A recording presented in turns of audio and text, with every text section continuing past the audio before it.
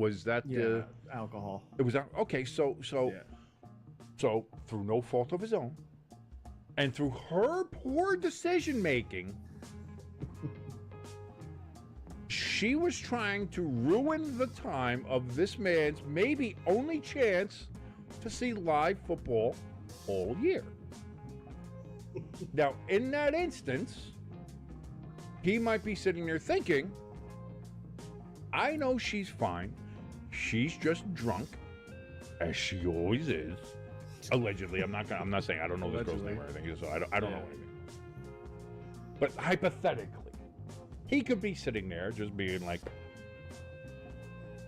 typical Tampa housewife. Always just sloshed 3 sheets to the wind. And now her drunk ass is going to ruin my only chance to watch my beloved Bucs in live football action? I have the car keys. I know what hospital they're going to take her to. Paramedics, please. Take her. Make sure she gets hydrated. Make sure she wakes up. She'll be fine. Give her some Pedialyte there in the emergency room. Send me the bill. Whatever. But my ass is sitting here with my one cold beer, not like that fucking drunk. And I'm going to sit here and watch my beloved Buccaneers and their backups go to work.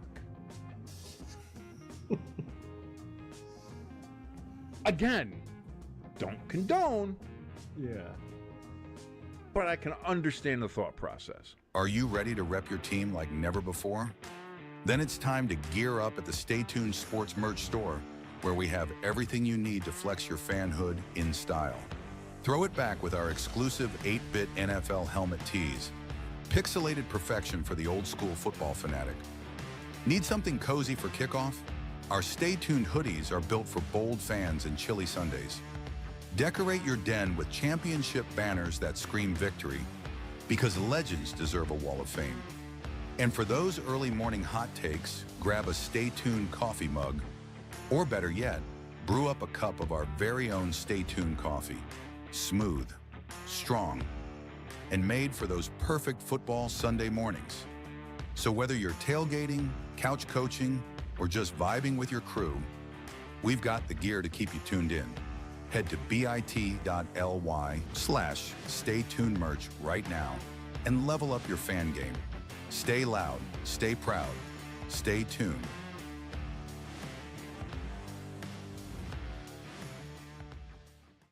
Ryan Day bitched, cried, and moaned.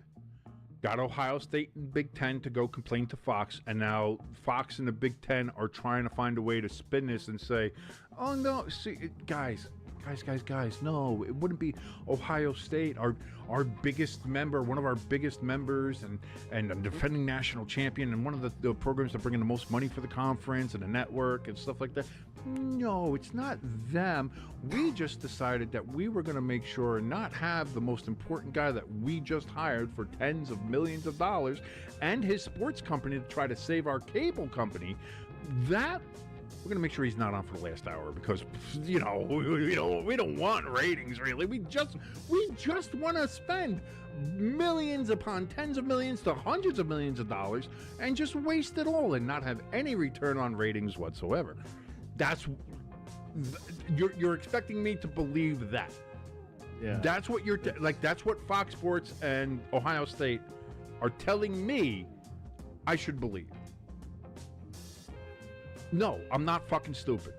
4th and 1 for the Eagles. Are they going to go for it? They kick in the field. Jalen Hurts is going back on the field. 4th and 1. Guess he didn't learn his mistake. Dude, if they don't make this, just Philadelphia will explode. We will hear the shockwaves from where you are. We're only about we're both 90 miles away from Philadelphia. Yeah. We'll hear the shockwave. It'll be nuclear. Do they stop it? That's they a stop long it? Yard. And they do the fake like you wanted to do, and he doesn't get it. He does not get it. And they leave 3 points on the board when they could have tied it. And it is a turnover on them. Oh my God. Fucking fire him.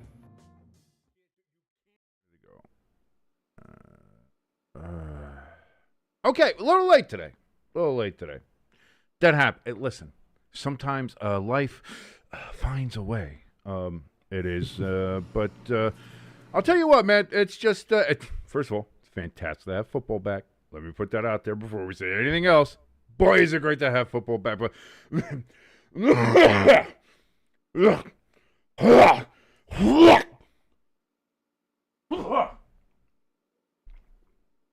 oh, wait, I'm sorry. I'm not supposed to spit, right?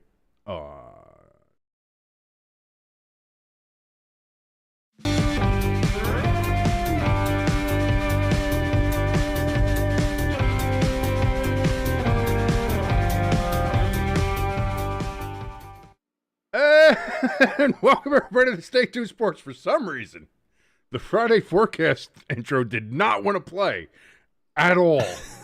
It said, nope.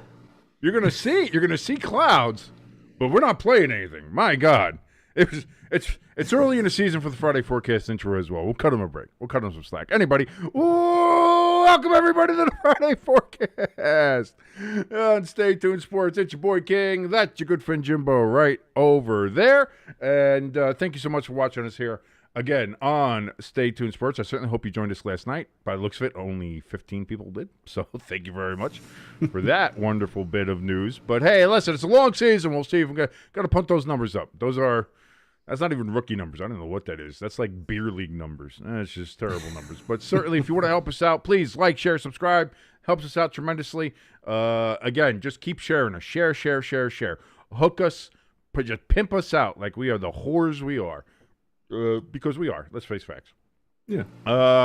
And do that for us. That helps us out tremendously wherever you can. You want to do it in Discord chats? Go right ahead. You want to do it on Facebook, on Twitter, on Instagram, on TikTok. Hey, TikTok the shit out of us. You want to clip our shows and TikTok us? Go fucking nuts. I thus give thee permission to use the shit out of us. Go right ahead. If you want to help us out a little bit more fiduciarily, you can do so there at the top of the chat and in the description below. We have links for our donation station. We have links for our merch store, which, of course, has the replica banner for the Philadelphia Eagles, the 2024 NFL champions. Jimbo's got his free one thing there hanging around. Yeah, somewhere. Couldn't even buy the unofficial Stay Tuned Sports version of the Eagles one, but, whatever. Go. Thanks for supporting the brand, Jimbo. But yes, we have all those links there, top of the chat, in the description below. We also have our Discord links there as well. As I said, that's getting a little bit more lively, a little bit better there. Jimbo, you seem to be a little warm today. It sounds like you got the air on. You got the guns out. Is it warm today in PA? I got the ice machine going there. I forgot to turn it off again. But on my day off, woke up happy and everything, minus the Jalen Carter shit. Well, I mean, there's a lot of reasons not to be happy, and we will get into it. We're gonna cover that. We're gonna cover a lot of things here. Did some yard work. My yard was kind of getting like Jumanji-ish. I'm pretty sure I heard the rock coming out of there. So I was out there a little warmed up. You start walking out there, all of a sudden it's just like, National Geographic and shit happening. It's like, you gotta cut that grass. There's this wild beast jumping out at you. You don't want that. But yeah, it is a little warmer today. From what I see here, it's like 84 degrees here in Jersey, which is fine. But I just stay inside with the air conditioner on all day because I'm a fat fuck who sweats when it's 20 degrees out. So I don't give a shit.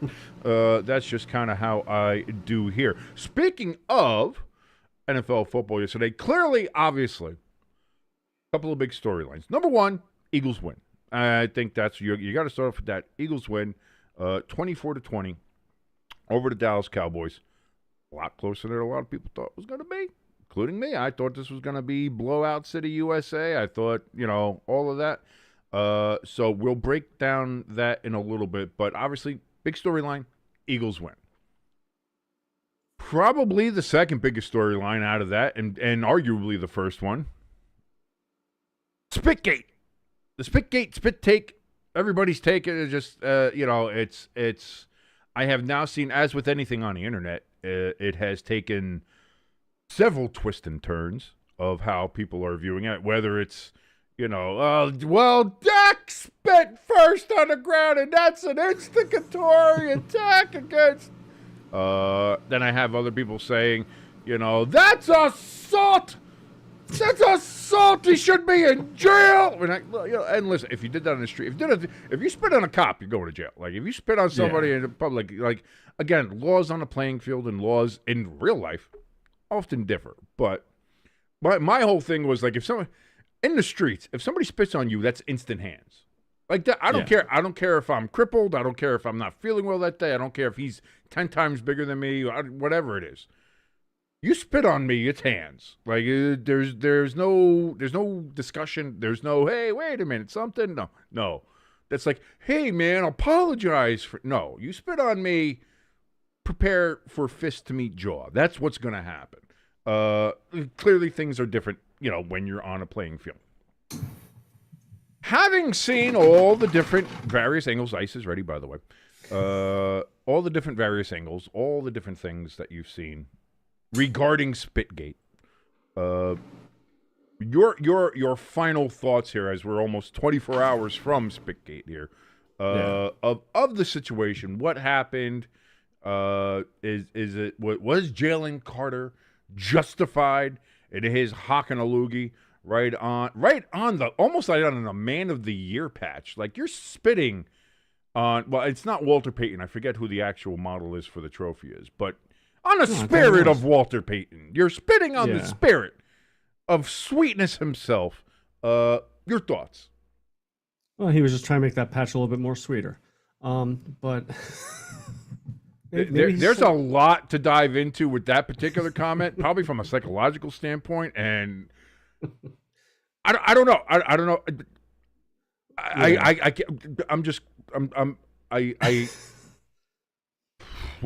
Okay, continue. But in all seriousness, I personally, like, 99% of the thing, Jalen Carter was in the wrong. From the stories coming out, from hearing from Dak, from hearing from Jalen Carter, it seemed like it was a lot of trash talking, gamemanship type thing going between the Cowboys and the Eagles. No, say it isn't so. Yeah, and like, listen from Dak. I guess what was going on was Jalen Carter was given the rookie lineman, some trash talk, some shit.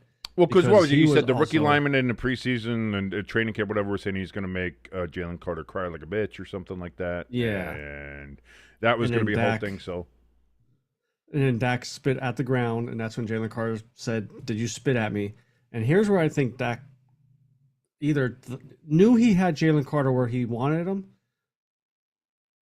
but came towards him because he was behind his lineman, but came towards him to get kind of face to face, and that's why I slightly give him 1% of the fault for, in a way, being an instigator. Because if you weren't spitting at him, even though it hit the ground, stay behind your lineman. There was no reason for you to get closer to him.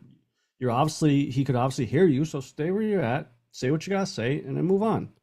But that's still not an excuse for spitting on a motherfucker. No. And I said either way, Jalen Carter's still in the wrong. I don't think he's gonna get suspended. A couple reporters I saw say, being that he actually got suspended. I mean, if we want to look at it from a technical standpoint, he kind of was suspended for the first game of the season. Let's look at. So, and I think that I actually, and the only other thing I'll add to this is, obviously NFL's going to fine him. I hope Philly finds him. Get your head out your ass. The NFLPA will probably put a kibosh on that, but I think if it would have happened like later in the game, I think the idea of a suspension might still be floated around. I think because it happened before even an offensive play took place, like you're talking about after the kickoff, this fucking thing happened, and he essentially served an entire game suspension. He did not get to play. He did not have one down of play. That might be like where the NFL says, he served basically a game suspension. We'll just fine him now, and whatever it is, it should be a pretty significant fine. I would hope. And just move on, and remember, kids. Kind of like you learned in, I don't know, fucking kindergarten. Don't spit on people. Don't bite your friends, and don't spit on people. That seems to be just pretty the general consensus here. Okay, outside of the whole fucking spit take here, that that's as you kind of knew was going to be the big topic. Let's look at the actual game now. Where do we look at? Because my thought process is, if Jalen Carter plays in that game, is the Cowboys' rushing attack as good as it was? Because it was very good, which surprised the hell out of me. So do we look at that as a situation where if Jalen Carter was in there, does that change or whatever? But Dallas's running attack, that's got to be something. If you're the Eagles, with or without Jalen Carter, that's got to be something to worry about. Where you have a team where everybody was like, I don't know, they got a running back they picked up from the Broncos who just never quite worked out. They got somebody from the Packers who A.J. Dillon didn't quite work out, but boy, they looked real good fucking yesterday. They looked real good yesterday. Dak, as much as we like to shit on him, boy, he looked good. He was putting the ball right where it needed to be. Unfortunately, CeeDee Lamb had fucking bricks for hands yesterday. But the play of that, like the fact that CeeDee was dropping those passes is not against Dak. Like that, Dak wasn't putting the ball where it shouldn't have been. He was putting it exactly where it needed to be. It was in hands. Yeah. And CeeDee was letting it go through his hands, hit him in a fucking face mask, bump up and down. Like, at least two of those should have been interceptions after CeeDee's Lamb. And that's what I mean. If they were, and that's the sad thing, is that those would have counted against Dak. But Dak Prescott looked good. The running game looked good. Like I said, the offensive line for the Cowboys, while not spectacular, played a lot better than what I thought they were going to. Defensively, listen, they handled Saquon. I think Saquon only had, 62 yards rushing or something like that? They really handled him. 13, 14 carries, something. And the star wide receivers really didn't have that great of a night either. Dotson came up big. He came up in a big spot. Goddard played well as the tight end, as a good safety valve. And again, Jalen Hurts, he was able to use his legs, get a lot of first downs, get a lot of things like that. It's only as if, man, if the Cowboys had somebody on the edge that can contain the quarterback and make sure he didn't either get to the outside and kind of gain those extra yards there to make sure that they get first downs and kept drives alive. If only they had somebody. I don't know. Maybe one day. Maybe one day they'll get it. I have no idea. But I mean, that's a question that a lot of people are asking as well. If the Dallas doesn't get rid of Micah, if Micah is signed and playing with the Cowboys today, I think that's the big two what if questions going into the day. Well, maybe three. I don't know. What if Jalen Carter didn't fucking spit on Dak? That's one. And then it's if CeeDee doesn't drop those passes, what are we talking about today? And if the Cowboys had Micah, what are we talking about today? Because I think either one of those last two, we might be talking about the Eagles starting 0-1. I mean, because and this is why I'm looking at it from a standpoint of I hate both these fucking teams. So, take that. That's as objective as I can be with this. But you, as an Eagles fan, looking how the game progressed now, as we've had a day to absorb it, look at the stats, do a little bit more deep dive into it. How are you taking this first game? Are you taking this as, hey, listen, first game, a little bit of rust, a little bit of whatever. Obviously, the Jalen Carter thing maybe threw people for a loop. Saquon didn't get off to the best start. But even though the Eagles didn't play their best game, still won. Yeah. Do you take that as, oh, boy, we didn't play a great game, how we doing? Or is it, hey, we didn't play a great game, but we still fucking won. So imagine what happens when we actually do put it all together.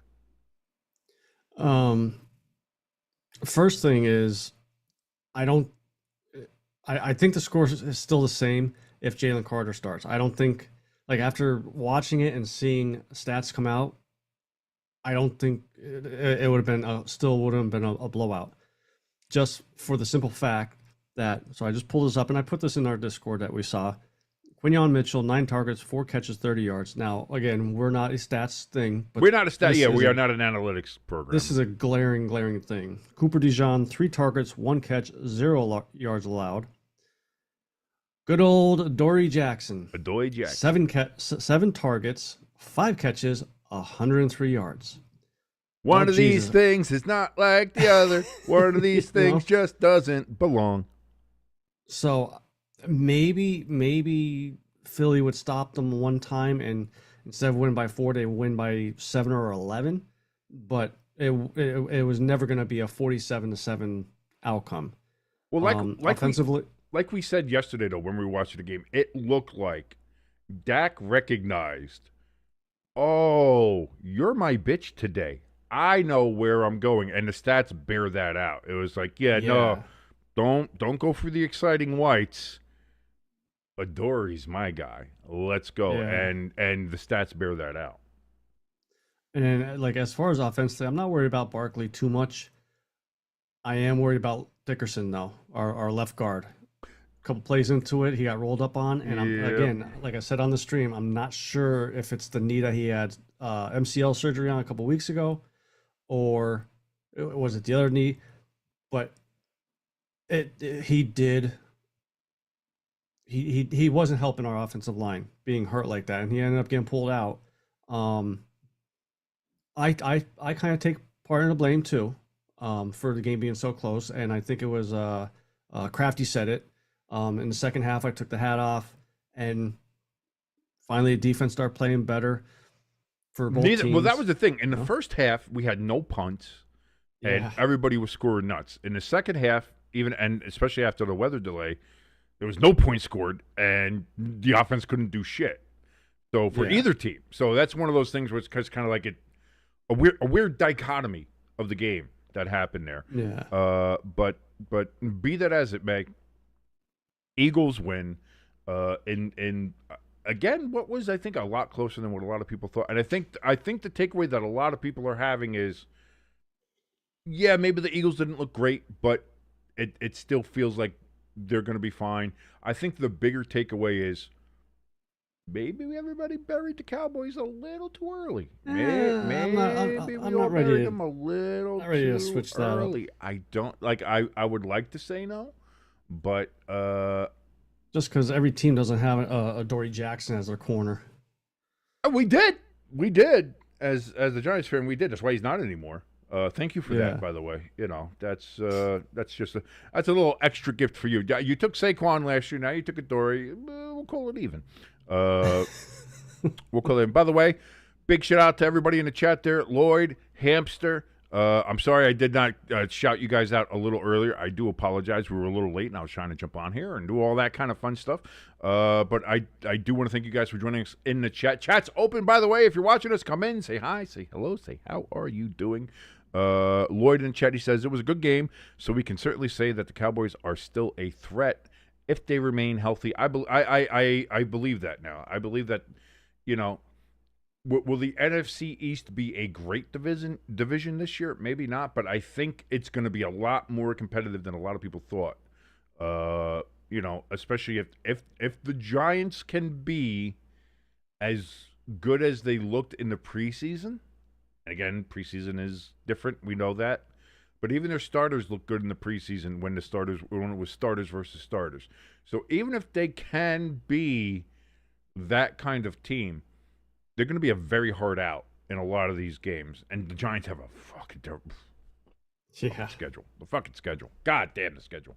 But hey, we'll see what happens. Ladies and gentlemen, by the way, we are in week 1. This is the first week of the Football Predictions, which, by the way, if you want to go ahead and join us, you might have missed one game, but you can still join us for the Friday Forecast Pick'em League. Come and join us. Pick against me. Pick against Jimbo. Beat the shit out of us. Also, you can pick against all the other members there of the Stay Tuned community, and test your mettle and see if your football prognostication skills are as good or better than us, the certainly not professionals. You can go ahead and join us over at bit.ly/STS Pick'em. That's bit.ly/STS Pick'em. That's all lowercase when you do that. Or just scan the QR code that you see on your screen right now and join us for the Friday Forecast Pick'em League. And see. If you win, you will get absolutely nothing because we're poor, like I said. Which, again, you'll get a congratulations from us. You get a big congratulations. I'll see. Maybe I can buy like a beer glass from like Dollar Tree or something. And I could maybe just write on it, champions. Like, hey, there's your trophy. Sharpie. There's your cup. You'll get that. Maybe that's something we'll do. But you can join us there. Go ahead and do that. That'd be great. And again, if you actually want a trophy, you can donate to us, and then we can maybe get a trophy for everybody, whoever wins. Again, those links in the top of the chat and in the description below. Some of the final injury reports coming out here on Friday, by the way, for some of these games. We got a lot of information to go through here. First of all, for tonight, I just saw something as well, and I wanted to pop that up here, and I couldn't see that. Oh, yes, this comes from Tom Pelissero. The Chiefs have elevated defensive tackle Marlon Tuipulatu. I think I got that right. Sounds like you got it. Marion Tuipulatu from the practice squad for tonight's game against the Chargers down there in Brazil. But we got a lot more stuff coming up here. The Broncos have ruled out Dre Greenlaw from Sunday's game against the Titans. Marvin Mims and Nick Bonito are off of the injury report. They're good to go, but Dre Greenlaw will not be playing for the Broncos this weekend. What else we have? Christian McCaffrey did not practice today because of his calf. As we knew that yesterday, he was being a little... boy, everybody's butthole in San Francisco is puckered up tighter than usual. Christian McCaffrey did not practice. Kyle Shanahan said that he is not sure if McCaffrey will test the calf on Saturday. Their opener against Seattle is on Sunday, just 3 days after the injury that he suffered for his calf. However minor it might be, some decisions coming in the next 48 hours. So, again, if you have Christian McCaffrey in your fantasy league, if you're just a fan of the 49ers, here we go again. So we have that. Looking for some of the other news here. Jordan Love, this is for our good friend DLS. He's not in the chat right now, but I'm sure he'll be listening eventually. Jordan Love, his left thumb that we know had some surgery on it. He was a full participant in practice today. Again, he's off of the injury report, and he will start against Detroit, which you can see right here on Stay Tuned Sports, as me and Jimbo will go ahead and watch that for you. Watch along. You can hang out with us as we watch the Lions take on the Packers. ELS in the chat. Hey, how you doing, brother? Great to see you. Your Jordan Love, your quarterback, will be playing. Maybe that helps. Gives the Packers a better. Well, obviously having your starting quarterback, I think, would help give you a better chance to win. The Packers have also officially listed Micah Parsons among 7 players as questionable for Sunday's opener against the Lions.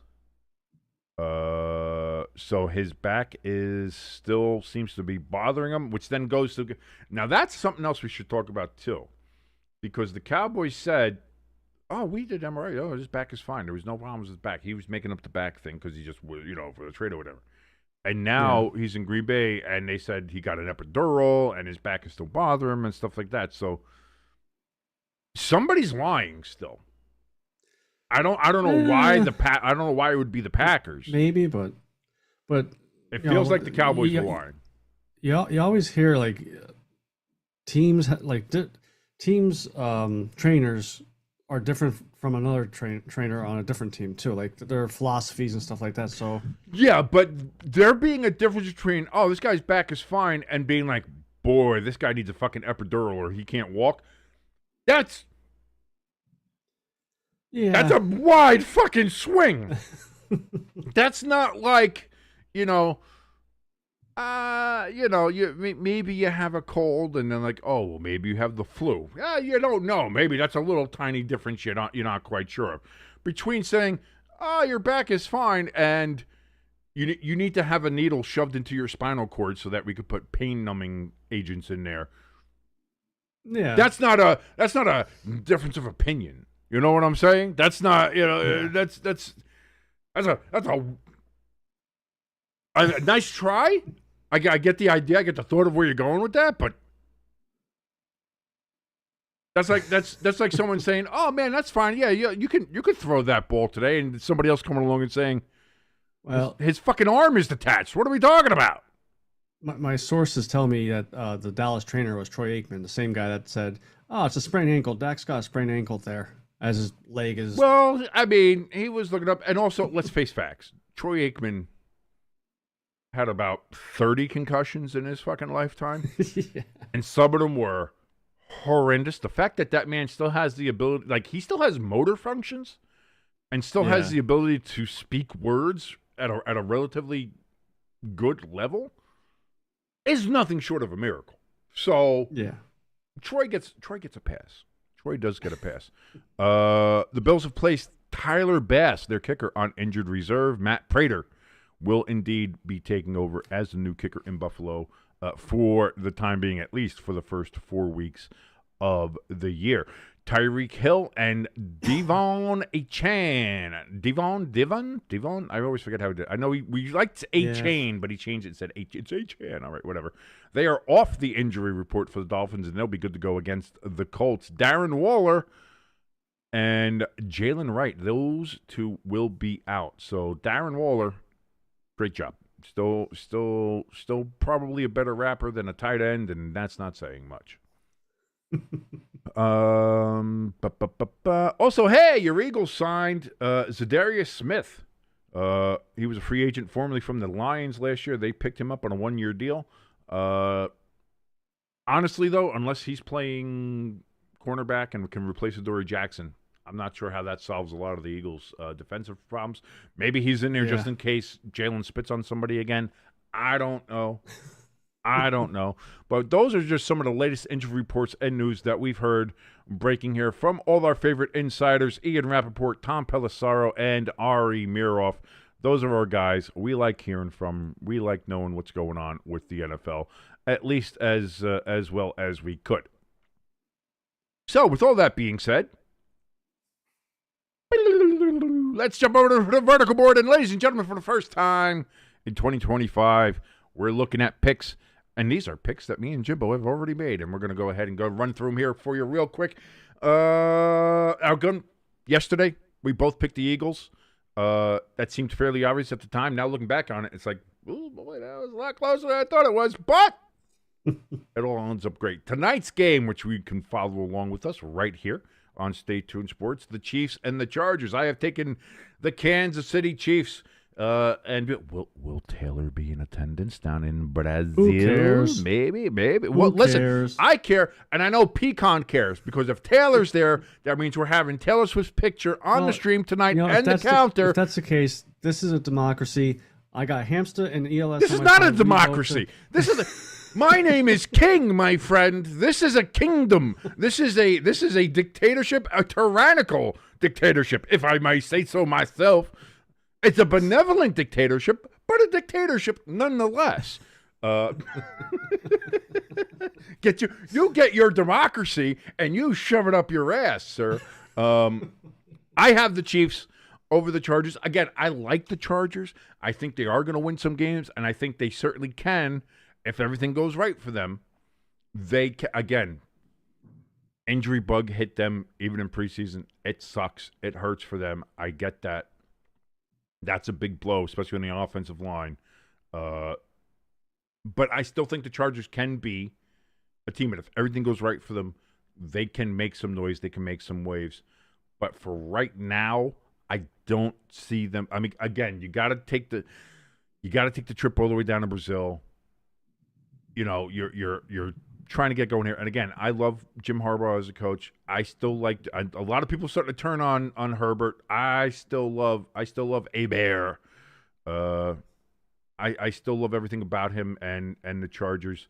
I still believe in Khalil Mack, man. I really do. I really like the Chargers. And of course, I just love the fucking uniforms. They're beautiful. God, they're so gorgeous. But the Chiefs is the Chiefs until they're not the Chiefs, and the Chiefs is still the Chiefs. So I'm gonna have to go with the Chiefs. I see you've gone with the Chargers. Why are we going with the San Diego Chargers of Los Angeles? Oh, because the Chiefs are not the Chiefs no more. They lost the Super Bowl, so they're back to normal. Oh, my friend, come on.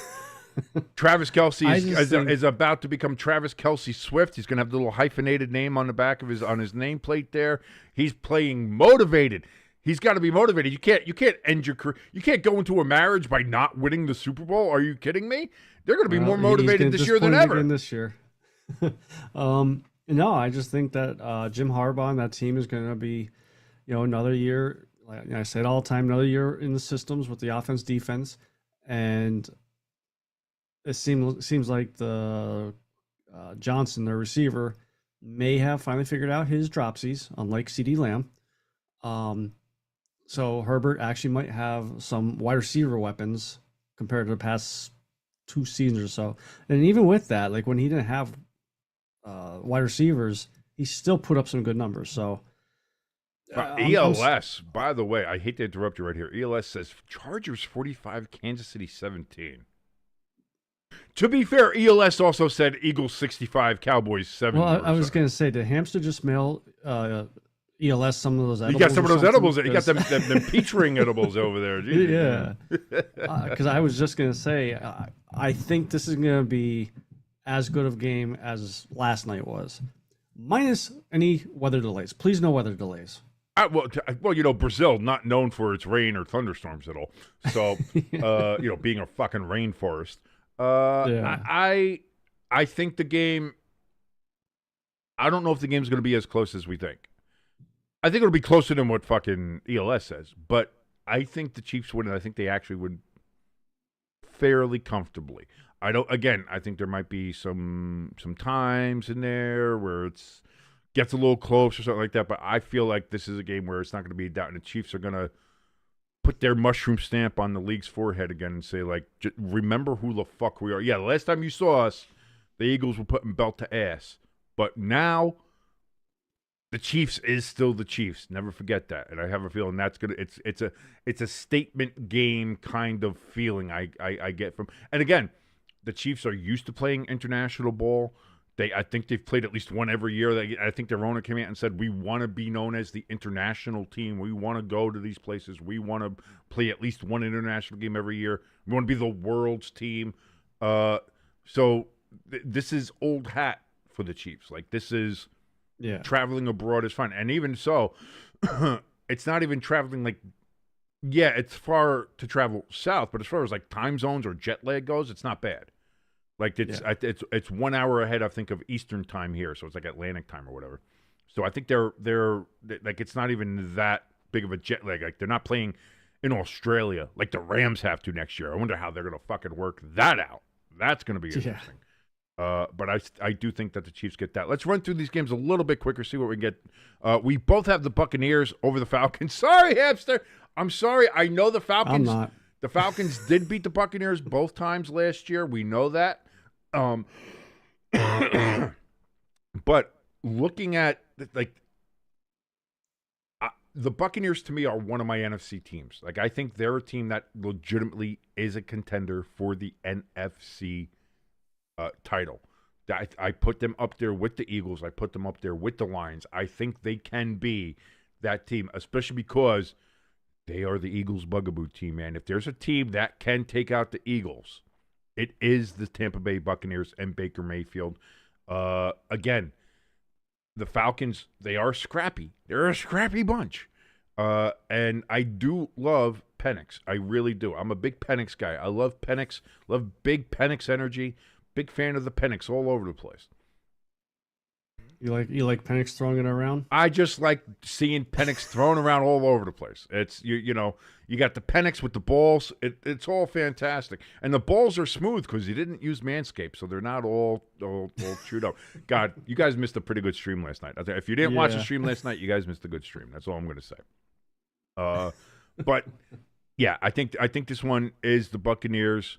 But because here's the thing: if they lose against the Falcons to open up the season, it's not over by any means, but boy, what a downer. You don't want to do that. You can go into their home, really mess up the Butthole Dome in their home opener, and really put your stamp on the division and say, this is ours, because they almost lost it last year because the Falcons beat them twice, and they had to then win the division outright. But I think they can do that. Next up, we have, and this one's interesting, and I'm going to be honest with you. I've been hemming and hawing, backing and forth on this one, and I think I'm going to do it. I think I'm going to change my pick.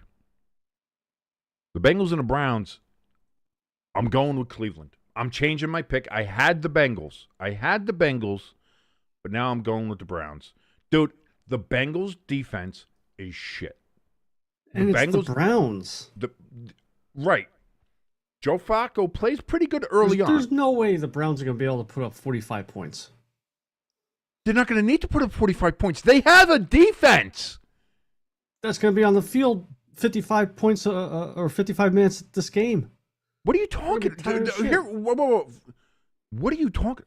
First of all, you're talking about that. Yes, the Bengals have a very good offense. The Browns have a very good defense. The Browns' offense is questionable, but Joe Flacco does play well early in seasons. That is something we know. And their offense isn't completely inept. They're okay. The quarterback room situation is obviously wonky, as we know, but if Joe Flacco can play like Joe Flacco can play early on in the season against this Bengals defense, which I'm sorry, we saw him last year, and guess what? They're not any better this year, ladies and gentlemen. Yeah, we signed Trey Hendrickson. Who gives a shit? You're still ass everywhere. Yes, you might be able to sack Joe Flacco a couple times, but with that defense, I feel Shador could fucking rip that fucking defense apart. So, I think it'll be close. But yeah, I go with the Browns. I think the Browns win this game. I was hemming and hawing. I was going back and forth and not only that, the Bengals are guaranteed every year to lose at least week 1. Let's not forget last year when they had the Patriots come into Cincinnati. The Patriots, who were very bad last year. We all knew they were bad. They had the rookie Drake May, and that was it. Their offensive line was shit. They had no receivers, and their defense was ass. And what did they do? They beat the Bengals in their own house. Sorry. Until the Bengals win on week 1, I'm not picking them in week 1. So I'm going with the Browns. I'm going to say this. I think the Bengals defense is going to be what we thought what the Bills defense ended up being last year. Like how we felt like the Bills defense was shit and you got to score this many points. I think they pulled together. That'll be my hot take. On what evidence? On what evidence are you pulling this? Just a hope and a prayer? The fact that all offseason, me and you have been bashing that defense, just like last year with the Bills. So I've learned my lesson, and I'm going to say that the Bengals defense is actually going to be good this year.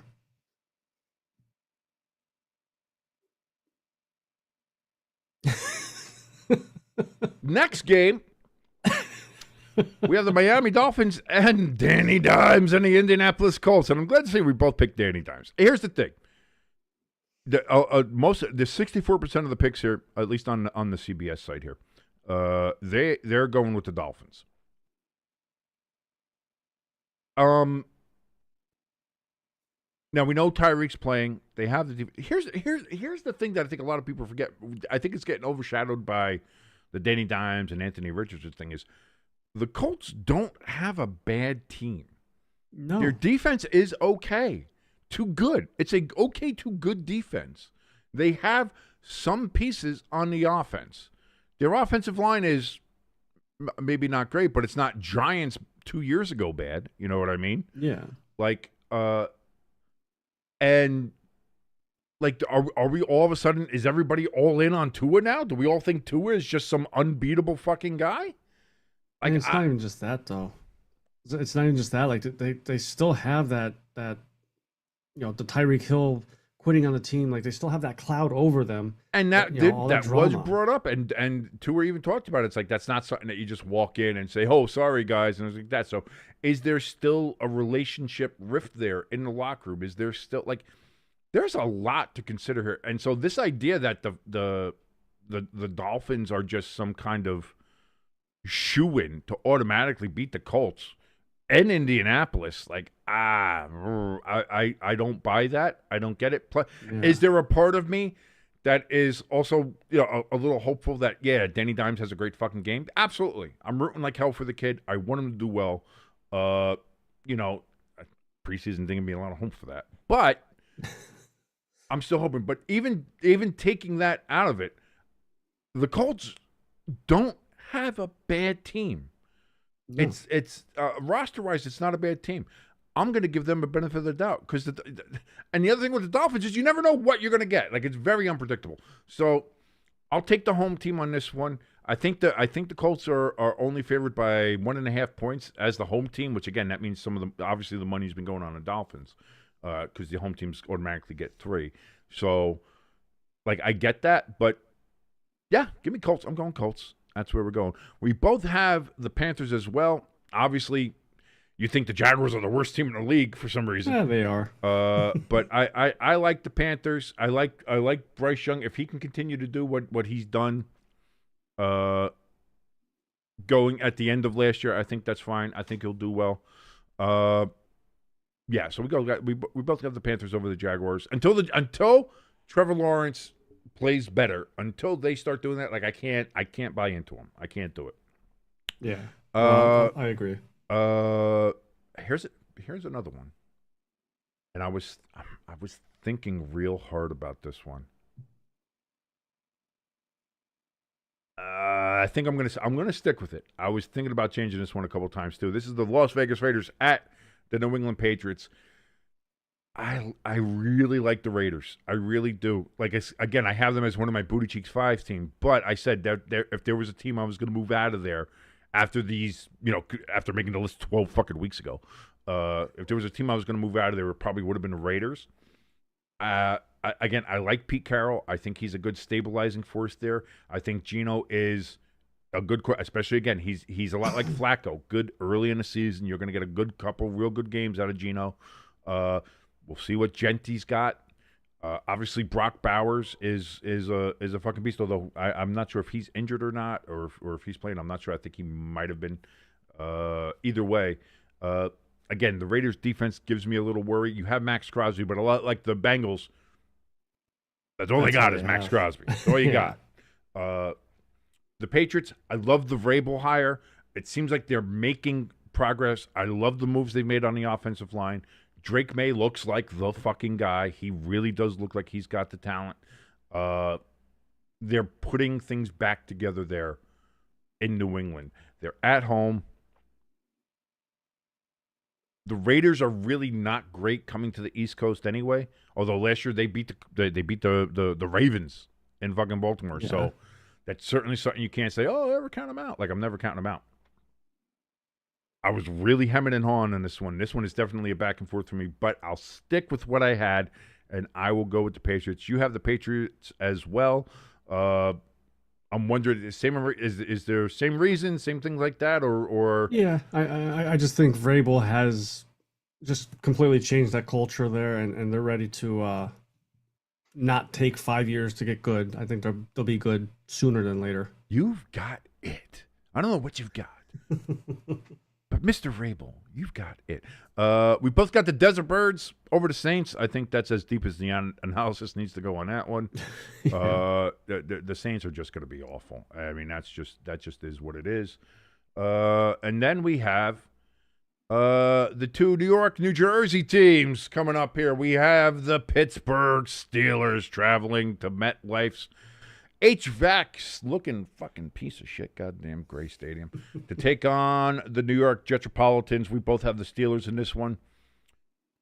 The Jets' defense is still good. The Jets can win this game. Do not get this twisted. This is not a case of where I'm picking the Steelers and I'm 1,000% confident that they're going to win. I think the Jets can pull this game out if Justin Fields has a good game, And he's had one or two. Again, he started off the year very well for the Steelers last year. Yeah. You know, he was very good game manager. He won the first 4 or 5 games that they had before they plugged Russell in there. So, like, I like Justin Fields and what he can do when he plays well. If he does that, and the Jets defense is able to go ahead and get there to Aaron Rodgers, who's not exactly the most mobile guy in the world, I think the Jets can win that game. That being said, that Pittsburgh defense is still, to me, top tier. A top tier defense in the league, top 3 defense in the league, if you want to say that to me, up there with the Ravens and the Eagles. And we'll see. We'll see what Aaron can do. They got DK Metcalf. They got Jonnu Smith now as tight end. Let's see. Arthur Smith seems to fucking love him. We'll see how Aaron works in the Arthur Smith system, and if they can get it. If the Steelers can get an offense that is at least as half as good as their defense, look the fuck out. That's all I'm going to say there. So, again, this is definitely a game that the Jets can win, but it's kind of a situation of I have to see it first before I'll believe it, so I'll go with the Steelers. Yeah, the only thing I'll add is Jets losing their star lineman. I think you're going to see that exposed with that Pittsburgh defense. Losing Elijah Vera Tucker right before the season, and he was really your guy. That is a big problem. Coming up against that line. Yeah. And even with the drama happening in Pittsburgh with Cam Hayward and, whether I don't want to do this, whatever. Yeah, like that is a huge loss. That's another reason why you should go ahead and maybe look at the Steelers. Again, wouldn't count the Jets out. I still wouldn't count the Jets out, but until I see it, I got to go with the Steelers. The next up, we've got the New York Football Giants against the Washington Redskins, and you've taken the Redskins. I, however, have taken the New York Football Giants and that defense. We want to talk about defense. I think we're going to get halfway through this season, and we're going to say, hey, you know what? We got to start talking about top 4 defenses. You got the Ravens, you got the Eagles, you got the Steelers, and you got the big blue wrecking crew, baby. You got the New York Football fucking Giants, baby. Back and better than ever. That front 7 just eating quarterback. Just eating quarterbacks. Meat. Give me the meat. Oh, I'm so excited. I'm going to eat you. Like Giants would, They grind the bones into their bread. Yeah. New York Giants defense. Offense, we'll see what happens with Russell Wilson. Not quite sure. I love fucking Scatterbo in the backfield. Love that fucking hard-headed guy. I love Tyrone Tracy as our running back. Is he Saquon Barkley's replacement? No. But is he a good running back? Yes. We have Malik Neighbors. We have pieces. Can we squeeze a couple of good games out of Russ? Maybe. As we both discussed on the stream last night, I'm thinking around week 6, we might see Jackson Dart. We'll see. But I'm excited for that kid as well. Could he be the next, Jaden Daniels, CJ Stroud type of quarterback that can just come in and it's like plug and play? Preseason, again, he played second strings, and then he played first strings and looked good. When he was playing that game against the Jets and he's playing against first string, Jets defense, no slouch of a defense, and he was pew, pew, pew, pew. If fucking Hyatt could hold on to a fucking ball, it would have been even better. But that's why I think this one is gonna be the shocker. I think this one's gonna be where people are just like, are the Giants good again? Can the Giants play football? Did Joe Shane actually do something right? Is Brian Daboll actually a good coach? Let's not go that far yet, but I think the Giants go down there to Washington. And listen, Giants-Skins games are always close anyway. Even when the Giants were fucking terrible, games are always close. So, opening up the season, I got the tingle. I got the victory tingle. I just feel it. I'm going with the Giants. Why are you picking the Redskins, you traitorous son of a bitch? Well, I'm glad we're going to be doing this live stream one because, and I'm going to save that clip of how you reacted to Giants defense. This is because when the Redskins- Big Blue Wrecking Crew. We're eating Put them. a 47 points on Yeah. you, and it's 47 to 10 Sunday. I'm going to replay that back to you and That's be like, fine. so you That's still fine. excited for the season And now? I Because would about deserve, and I would halftime- deserve, I would deserve every bit of it. I would deserve every bit of it. But listen, what's the point of watching football if you don't get unrealistically excited for the first game of the year? That's all I'll say. Why So why make sure- watch make sure- football if you're not unreasonably excited for your team's first game of the year? Unlike you, where you get fucking so nervous and we're gonna lose. Look how that game you turn into turned fucking out. Frank the fucking Tank Fleming there from Barstool. Jalen Hurts, he's spit on somebody like he's Monica Lewinsky and Dak Prescott's Bill Clinton. Which, by the way, Frank, we love you. I've known Frank for 25 years. Love the hell out of Frank. We're having some good fun with you, brother. We love you. Yeah. Great job on the walking on the weight loss, by the way, Frank. Good job. Saw that too, yeah. Yeah. Lord knows he's not watching this. But, by the way, everybody in the chat is Redskins.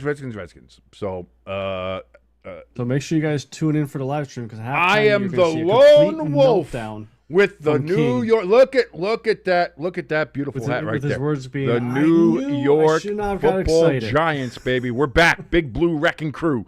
We're bringing it back. Yeah. There we go. Abdul Carter on. Abdul, let's go. Allahu Bust. Akbar. Right off the edge. Bust. B-U-S-T. With a big Hey, big U, a big S, Philadelphia big T. fan that can spell, ladies and gentlemen. Well, yeah, because I went slow with it.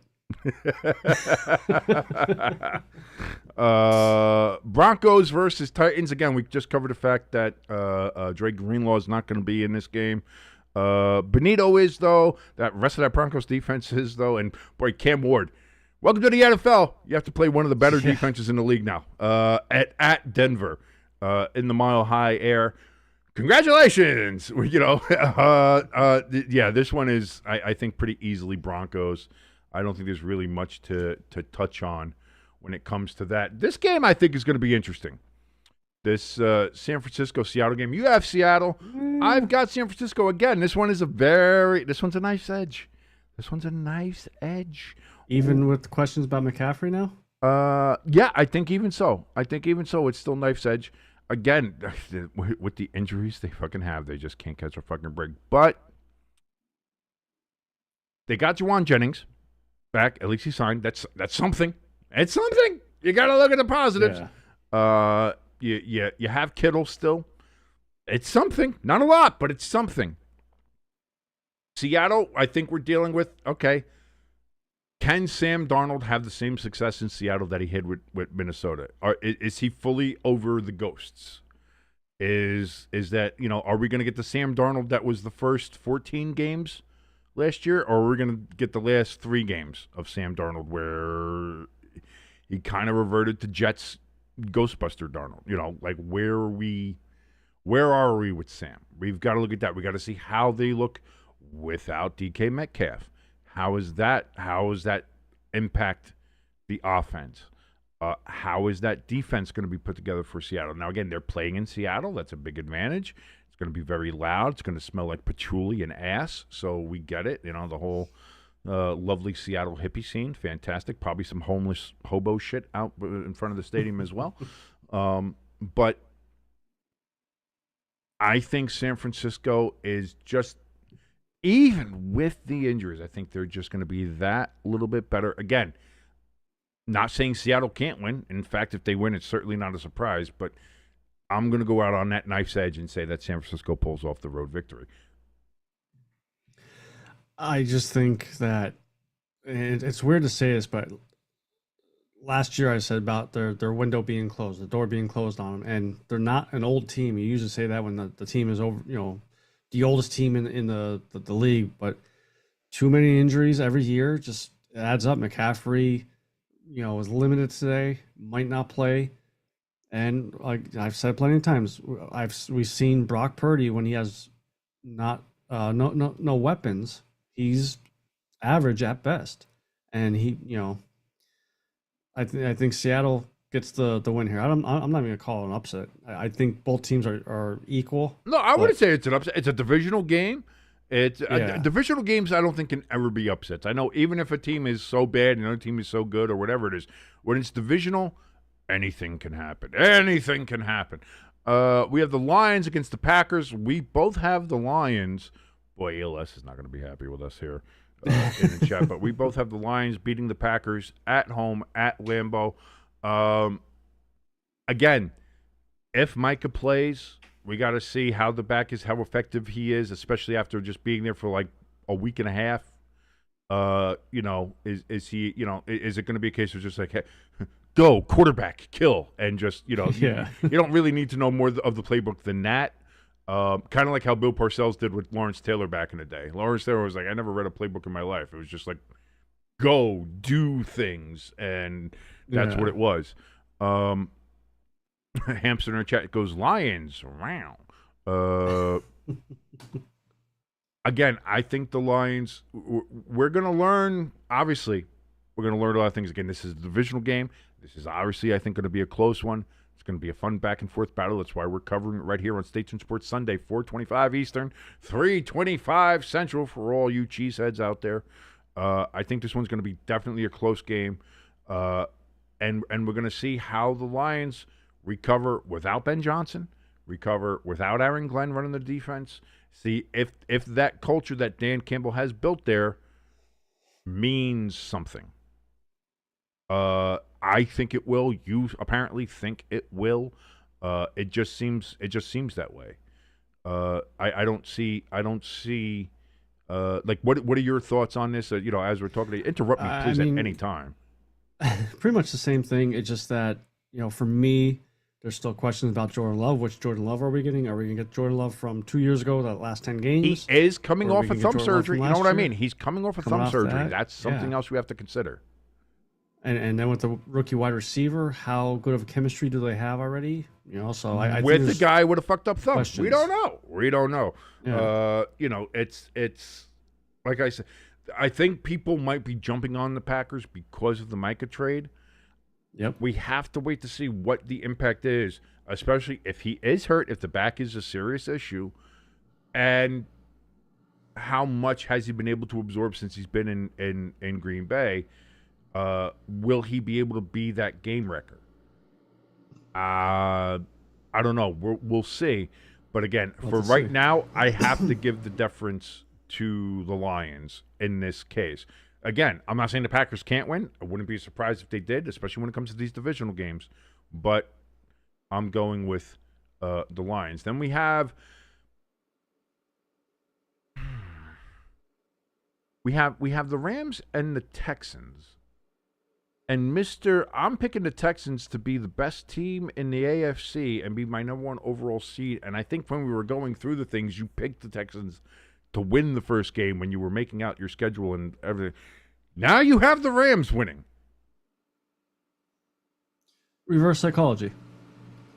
That's not how this works. The Rams. That is not how this works. My Stay Tuned Sports predictions. You pick who you think is going to win the game. It's not reverse psychology to make the predictions of the divisions become fuck. You play to win the game, Jimbo. I gotta bust out the old fucking Herm Edwards here. What are we doing? What are we doing? They still could go. 15 and 2. I'm telling no. ELS says Jimbo was lying. Fake ass. Get your fake ass out of here. Listen. If it's going to be a close game. Again, if Matthew Stafford's back can hold up, Mr. 3 epidurals or whatever the fuck he's had, like his back is being held together by hope and tape. Yeah.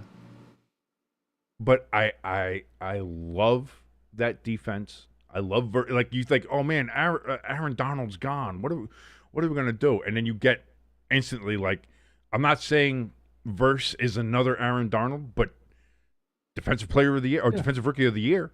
You know, he gets to have one of those cool gold NFL shields on his jersey now because he won that award, and he's looking like that kind of guy. So all of a sudden he's like, oh, the Rams did. Oh, thank God. Aaron Donald's gone. And then it's like, nope, guess what? Still got to deal with the Rams defense that's going to murder you. It's like, fuck, can't catch a break.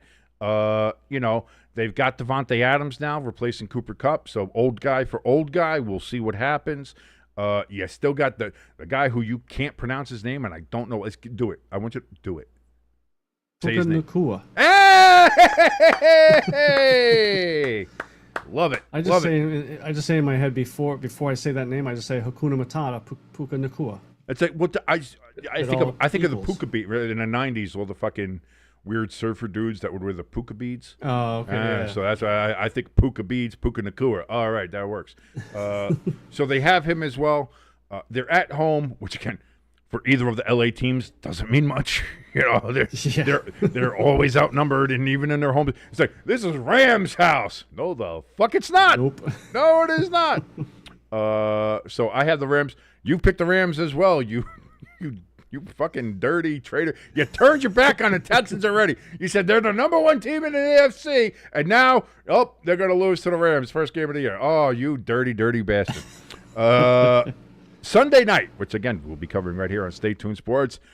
It's a fucking doozy, too, ladies and gentlemen. The Baltimore Ravens and the Buffalo Bills from Orchard Park, New York, which is further away from Buffalo than East Rutherford is from downtown New York City. Jimbo, you've got the Ravens. That's clearly a good decision. I have the Bills. Clearly, I think that's a good decision, too. Again, this is a game that, to me, rides on a knife edge. Can go either way. How is this going to come out? Last time we saw it, it came down to a 2-point conversion dropped pass by Mark Andrews that determined the Bills moving on to the AFC Championship game and the Ravens going home. Now, we start the season off that way. So the last 2 times the Ravens have taken the field, it will be in Orchard Park against the Bills. The last year, by the way, of Highmark, Ralph Wilson, New Era, Rich Stadium. You know, it's had fucking 17 different, almost as many names as Hard Rock Stadium has in Miami. Yeah. But it's the last year of that before they moved into that fucking colossus of a stadium they're building right next door. Again, I have the Bills because of the Bills. They're at home. We thought their defense wasn't going to be that good last year. Turned out to be pretty damn good for what the pieces they had. They've brought Justin Poyer back. So and now he's gone. Is he gone again? Yeah, they released him just the other day. Really? I thought they just brought him back. They did, and like 2 days later they released him. They brought him back on the practice squad, and then, like I said, 2 days later they released him. Did they really? Oh, man, I was excited for that. I thought he was back already. I thought he was just back. That's what I thought, too. I thought it was a good pickup, but I guess maybe old man time caught up to him finally. Oh, that sucks. Either way, I still like their defense. Again, they signed Cook to a good contract, so hopefully that quiets his bitching. By the way, shows you how deep and analytical this show is. But I didn't even know they got. I knew they signed him. I just didn't know they got rid of him again. Yeah. And maybe one of the biggest factors of all, Josh Allen got engaged to Haley Steinfeld, and he's banging a absolutely prime piece of Hollywood butt. So that's very motivational. Much like tonight's game with Travis Kelce and the Chiefs and that high motivation there. I believe that Josh Allen is going to be much the same way. He's going to be like, I can't go into a marriage not winning a Super Bowl, not having a ring to go with the ring. Like, what is this? What am I, a pauper? Am I just some poverty quarterback for a poverty franchise when I've got this beautiful Hollywood goddess here who's banging vampires and the wonderful movie Sinners out now on HBO Max? I can't do that. I can't do that. So I think there's a high motivation factor there. And that's why I'm picking the Bills. Ravens offense compared to Bills defense. Bills defense is good. but I just think the Ravens' offense is like 2-3 steps better than that defense. Ravens' defense to Bills. I'll give the Bills' offense a slight edge over the Ravens' defense, but I think this may be a 10 to 12 point win for the Ravens. Wow, you're saying not even knife edge. You're saying it's not even in doubt, not even a question. You're gonna do a little sprinkle on an alternate spread there, maybe. I might. I don't know. Like I said, I don't think it'll be that. But again, on paper, the Ravens are. And if we remember last year, the Bills were on a roll. They were 4-0, 5-0 when they had that Sunday night game in Baltimore. And it seemed to be going well for the Bills. And then they did that one weird fourth down trick play with Josh Allen that turned into the weird fumble returned for a touchdown. Yeah. And then it was fucking barn doors blown off, lights out. The Ravens went fucking belt to ass on them. And it was done. So the Ravens blowing out the Bills can 1,000% happen. This is in Buffalo, though. Season opener, we'll see. And again, the Ravens are very good during the regular season. And they get it done in the postseason. I think they'll get there relatively easily. Whether they're the 1 seed or 2 seed, I think they'll be a fairly high seed going into the playoffs. But that is going to be a fun one on Sunday night. And then Monday night, we end it all with another divisional matchup. The Vikings against the Bears at Soldier Field in Chicago. Home of Malort, which apparently is a very disgusting beverage. We both had the Vikings on this one. Again, rookie quarterback, basically, in J.J. McCarthy. Yeah. He's had a year to sit with the knee injury and everything like that. Starting his first NFL game. Addison's not going to be there for the first 3 games. We know that. But they do have Adam Thielen back in the house. They've got Justin Jefferson, I believe. We'll see how that all turns out. And, if he's able to go, if more of a game-time decision, whatever it is, we'll see. But he seems to be okay. That Vikings defense is very good. The Bears, they made some very good improvements in the offseason. They got Joe Thuney from the Chiefs to help that offensive line. They've hired Ben Johnson as a coach, although apparently the playbook has been a lot for Caleb to try to absorb. And so we don't know how much of that is going to be in play for the Bears or not. I can't buy into the Bears right now. Until they show me something else. And I know the Vikings have a basically rookie quarterback coming into this game, but everything else about this screams Vikings. I know some people want to be high on the Bears. Some people really want Caleb to turn out to do well. And again, I'm not rooting against the kid. I'm not gonna again. I don't root against people. I hope he finds it. I hope he gets his success. Same with Shedeur Sanders, who I think is actually a pretty good quarterback. Just went on the fucking ball too long. But there are parts of his games I hope he can find it. Can he find it? Can Ben Johnson help him, or is this going to be a case where after when does the cost sunk ratio come in here for the Bears? And it's how long do we hold on to him? How long do we try to say, hey, Caleb's our guy, if he's not our guy? We'll see.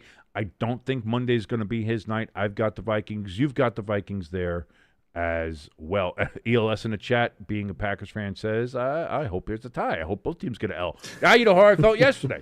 You know how I felt yesterday watching that fucking game, as much as Jimbo will feel watching the Giants in Washington at 1 o'clock right here on Stay Tuned Sports. Jimbo, your thoughts on the Monday night game before we start wrapping this up here? Just that, like you said it, for me, it comes down to J.J. McCarthy versus Caleb Williams. If Caleb's having a hard time picking up this playbook, you think about J.J. McCarthy. He had a year, to sit there and learn the playbook. And I think J.J. has a better understanding of his playbook, and it'll show Monday night. I agree. So there you go, ladies and gentlemen. The first Friday forecast is in the books. If you're part of the Friday forecast Pick'em League, you can go ahead and join us over there. If not, there's still time to join, ladies and gentlemen. You can still join us over there right here. If you Beep, right there. Look at that. Scan that QR code. It jumps right over there. Or go to bit.ly/STSPick'em. That's bit.ly/STSPick'em. All lowercase there. Sign up. Real cool. You missed one game. And who knows? Maybe you would have picked the Cowboys, so you would have lost it anyway. It doesn't matter. Even if you miss one game, you can still probably beat the shit out of me and Jimbo. That's for sure. Mm-hmm. So there we go. And now we've just got a couple hours before we'll be right back here to watch the Chiefs and Mr. Taylor Swift take on the Los Angeles Chargers of San Diego and maybe Anaheim. I don't know. They've got about, several different locations. Get back to San Diego, you sons of bitches. Spanos, get them back to San Diego. Stop this bullshit. Stop this. Oh, I know. SoFi. It's a beautiful stadium. It's lovely. It's not the home of the Chargers. There's only one home for the Chargers, and that is San Diego. It's not like the Raiders. Like the Raiders, everybody's like, Oakland is home. And Oakland is the spiritual home of the Raiders. Let's be honest. It is. It always will be. But, like, the Raiders have that feeling of being the Raiders. Like, they could be the Oakland Raiders. They could be the Los Angeles Raiders. They could be the Las Vegas Raiders. But they're the Raiders. It doesn't matter where they're playing. They're the Raiders. It's just so much better off the tongue. San Diego Chargers. San Diego Chargers is so much better than this Los Angeles. I can't do it. I'm sorry. It's like Washington Redskins. When you're trying to say Washington Commander, fuck off. No. That's why we're doing Washington Redskins. That's why the logos, we went with Redskins this year. Because I'm tired of doing a whole Washington football team. And to be honest, Washington football team was better than Washington fucking Commanders. What are we doing? We've just taken steps down and down and down. And same thing with the Chargers. San Diego, be fucking San Diego. Stop your bullshit. Go build a fucking nice stadium down there. Add on to, like, the San Diego State built a nice little Snapdragon Stadium there where Jack Murphy used to be. Fucking go down there, just add on to that, make it a nice, bigger NFL stadium, and fucking play in San Diego. So let it be written, so let it be done. Says the king, because this is not a democracy, baby. This is a tyrannical dictatorship of the king. If anybody liked watching this particular episode of the Friday Forecast on Stay Tuned Sports, please give us a like, share, and subscribe. Hit that notification bell. Let you know whenever we go live, which we'll be doing a lot coming up now that we're in football season. Again, tonight we've got the Chiefs and Chargers. Sunday we've got Giants, Redskins. We've got Lions, Packers, and we've got Ravens, Bills. And then Monday night we have the Vikings and the Bears. Hamster says, same stadium and colors. And not really. Again, the Chargers colors are bad. I like both their colors. Don't get me wrong. I love the Rams colors, the blue and gold, and I love the collegiate blue and electric yellow there of the Chargers. But they need to go back to San Diego. They do. They need to go back to San Diego. I think that's clear. Jimbo, before we get out of here and see all these lovely people in just a couple hours, final thoughts on your Eagles game and this week coming up.